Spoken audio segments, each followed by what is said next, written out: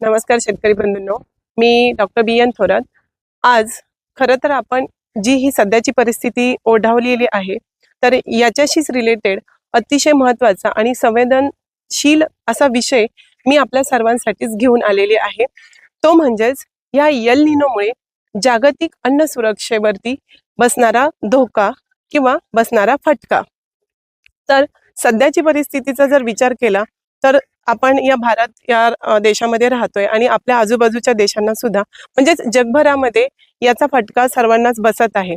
सध्या अमेरिकेतील नोआ या संस्थेने एल निनो हा 11 जून 2026 रोजी अतिशय सक्रिय झालेला आहे, म्हणजेच खूप ऍक्टिव्ह झालेला आहे, याची जाहीर घोषणा केलेली आहे। आणि ही केल्यानंतर या एल निनोचा आपल्या जागतिक अन्न सुरक्षा किंवा अन्न पुरवठा, अन्न निर्मिती यावरती काय परिणाम होतो, किती तीव्र प्रकारे होतो आणि त्याचाच फटका हा जगाला कशा प्रकारे होतो, हे या व्हिडिओच्या माध्यमातून आपण पाहणार आहोत। सध्या जगाची अन्न सुरक्षितता अबाधित ठेवणाऱ्या देशांवरती एल निनोमुळे कमी पाऊस आणि दुष्काळाचे सावट आलेले आहे। यातच अन्नधान्याचे उत्पादन असेल आणि अन्नधान्याच्या किमती असतील याविषयी चर्चा जास्त जोर धरू लागलेली आहे। त्यामुळे जगात अन्नधान्यांची आयात करणाऱ्या देशांची कोंडी जास्त निर्माण झालेली आहे किंवा ज्या ठिकाणी झालेली नाही त्या ठिकाणी होण्याची शक्यता जास्त वर्तवण्यात आलेली आहे। त्यातच भारत हा सुद्धा कडधान्य आणि खाद्यतेल यांची आयात बाहेरच्या देशांमधून करतो। त्यामुळे या अन्न सुरक्षितता किंवा त्याचे उत्पादन आणि त्यांच्या किमती या आयातीवरील जो काही फटका आहे तो भारताला सुद्धा बसणार आहे।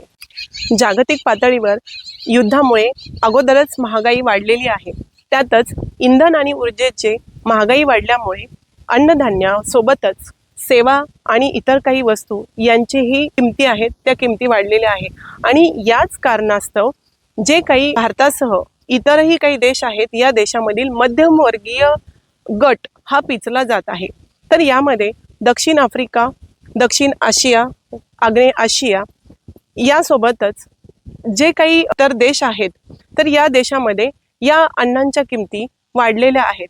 या एल निनोचा इफेक्ट जास्त वाढल्यामुळे या देशांमध्ये कमी पाऊस आहे, काही भागात दुष्काळग्रस्त परिस्थिती निर्माण झालेली आहे, तर काही भागात जास्त पाऊस, अतिवृष्टी असं सतत जागतिक हवामानामध्ये बदल होत आहे आणि तो वरचेवर तीव्र गतीने वाढत चाललेला आहे।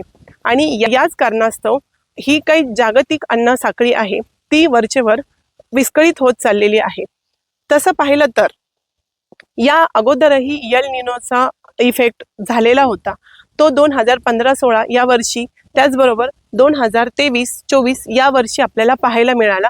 परंतु याची फ्रिक्वेन्सी या दुष्काळाच्या दरम्यान दुष्काळाच्या तीव्रतेने कमी होती। 2023-24 या काळात आपण काही भागात खूप अतिवृष्टी पाहिली तर काही भागात खूप नगण्य असा पाऊस पाहिला। आणि ही जी काही सतत चलबिलत असलेली अतिवृष्टी असेल किंवा एल निनोचा इफेक्ट असेल, दुष्काळग्रस्त परिस्थिती ओढावत असेल, काही ठिकाणी पूर येत असेल, या सर्व परिस्थितीचा म्हणजे ही जी काही जगाची परिस्थिती सतत बदलत चाललेली आहे या सर्व परिस्थितीचा डायरेक्टली फटका हा अन्नधान्य पुरवठा किंवा अन्नधान्य उत्पादन आणि पशुधनावरती पाहायला आपल्याला मिळत आहे।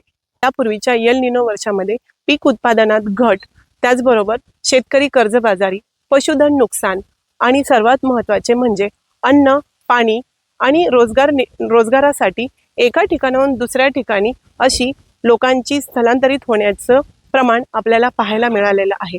एल निनो हा फक्त यावर्षीच आला आहे असं नाही, पूर्वीही एल निनोचा प्रभाव किंवा एल निनोचा नुकसान आपल्या अगोदरच्या लोकांनी अनुभवलं आहे। यापूर्वी 1997 साली सुद्धा एल निनोचा फटका भारताला बसलेला आहे। त्या काळात फक्त भारतालाच नाही तर पूर्ण जगभराला या एल निनोचा फटका सहन करावा लागलेला आहे। तर या एल निनोमुळे 1997 साली जवळपास 30,000 लोकांचा मृत्यू झालेला आहे। त्याचबरोबर 100 अब्ज डॉलरचे नुकसान जगाला सहन करावे लागलेले आहे किंवा 100 अब्ज डॉलरचे नुकसान झालेले आहे। याच्या तुलनेत 2015 साली सुद्धा एल निनोचं नुकसान भारताला झालेलं आहे। केवळ भारतच नव्हे तर भारतासोबत जवळपास 23 देशांना सुद्धा या एल निनोचा फटका 2015 साली झालेला आहे आणि या साली जवळपास 6 लाख कोटी लोकांच्या जीवनमानावरती याचा डायरेक्टली परिणाम झालेला आहे। हीच परिस्थिती या वर्षी सुद्धा पाहायला मिळणार आहे, यात काही शंका नाहीये। तर या वर्षीच्या एल निनोमुळे दुष्काळाचे सावट तर आलेलेच आहे। सतत पृथ्वीचं तापमान वाढत चाललेलं आहे आणि या वाढलेल्या तापमानामुळे सर्वांनाच मोठ्या नुकसानाला किंवा मोठ्या संकटांना तोंड द्यावं लागत आहे। तर याचा डायरेक्टली फटका हा आपल्या सर्व जीवनमानावरती, पशुधनावरती, मानवी जीवनावरती पडत आहे। तर यंदाची परिस्थिती यापूर्वीच्या एल निनोच्या तुलनेत यंदाचा जो काही किंवा या वर्षीचं जे काही एल निनोची परिस्थिती आहे ही वेगळी पाहायला मिळणार आहे, असं संयुक्त राष्ट्राच्या अन्न आणि कृषी संघटनेने म्हटलेलं आहे। म्यानमार हा देश भारताला कडधान्य पुरवणारा सर्वात महत्त्वाचा देश आहे। स्पेशली यामध्ये मूग, तूर, उडीद आणि सोयाबीन हे कडधान्य म्यानमारकडून भारत आयात करतो। पण सध्या म्यानमार या देशावरती सुद्धा एल निनोचे सावट आलेले आहे आणि या सावटामुळे तिथे सुद्धा कमी मान्सूनचं प्रमाण वर्तवण्यात आलेलं आहे। त्यामुळे त्यांच्या उत्पादनात घट होणार आहे किंवा त्यांच्या उत्पादनात घट होण्याची शक्यता आहे।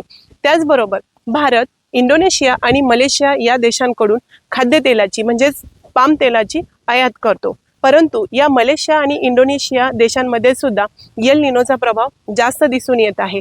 त्याच कारणास्तव आपल्याला जे काही खाद्यतेलाची आयात आपण इंडोनेशिया आणि मलेशिया यांच्याकडून करतो, तर त्यांच्या उत्पादनातही जवळपास 8 ते 10% घट पाहायला आपल्याला मिळणार आहे।